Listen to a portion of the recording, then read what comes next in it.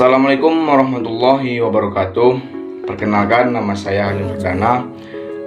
Saya dari Fakultas Syariah dan Ilmu Hukum, jurusan Ilmu Hukum Uinsus Karyau, dengan NIM 1202071174. Baik, kali ini saya akan memaparkan materi tentang laut teritorial, zona tambahan, dan garis pangkat. Laut teritorial adalah suatu wilayah atau kedaulatan yang dimiliki oleh negara, baik itu dari bagian pedalamannya atau bagian daratannya hingga ke bagian perairannya. Indonesia memiliki kepulauan yang wilayahnya terletak sekitar 8 km dan panjang garis pantainya sampai 81.000 km, dan juga memiliki penduduk lebih kurang 40 juta jiwa. Kemudian juga Indonesia memiliki batas-batas laut Indonesia. Yang pertama sebutannya batas laut teritorial, yang kedua batas landasan kontinen, dan yang ketiga batas zona tambahan. Batas laut teritorial ini adalah batas yang ditarik dari garis dasar pantai yang terendah saat air laut surut. Kemudian batas landasan kontinen memiliki kedalaman 200 meter atau juga dikenal dengan sebutan laut dangkal. Kemudian batas zona ekonomi eksklusif atau bisa disebut dengan zona ZEE, yaitu wilayah paling luar pada saat air laut surut dan ditarik dari sejauh 200 mil.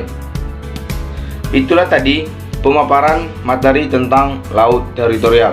Yang kedua yaitu materi tentang zona tambahan. Zona tambahan adalah wilayah perairan yang berdekatan dengan laut teritorial Indonesia dan dapat diukur sejauh 24 mil laut dari garis pangkal kepulauan.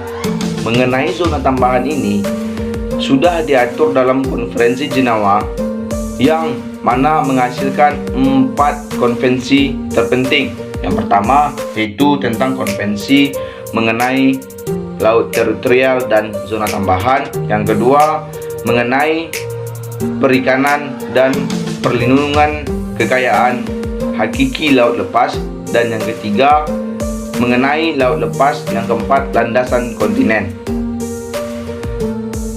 Mendengar zona tambahan ini ada beberapa fungsi. Yang pertama, fungsi untuk bagi yang melanggar peraturan perundang-undangan yang mana yang telah ditetapkan oleh UNCLOS 1958. Yang kedua, menghukum bagi para pelanggar peraturan perundang-undangan zona tambahan. Itulah tadi pemaparan materi kedua tentang zona tambahan. Materi yang ketiga ialah tentang garis pangkal. Garis pangkal adalah garis yang menghubungkan titik-titik terluar dari pulau terluar sebuah negara kepulauan. Ada beberapa jenis garis pangkal. Yang pertama normal baseline, yang kedua strike baseline, yang ketiga archipelagic baseline. Normal baseline ini garis di mana cara penarikannya mengikuti kontur pantai dengan kondisi wajar. Yang kedua strike baseline itu digunakan oleh negara-negara yang kontur pantainya zigzag. Dan yang ketiga archipelagic baseline, yaitu hanya dapat digunakan oleh negara-negara kepulauan, misalnya seperti Indonesia, Filipina, dan negara kepulauan lainnya.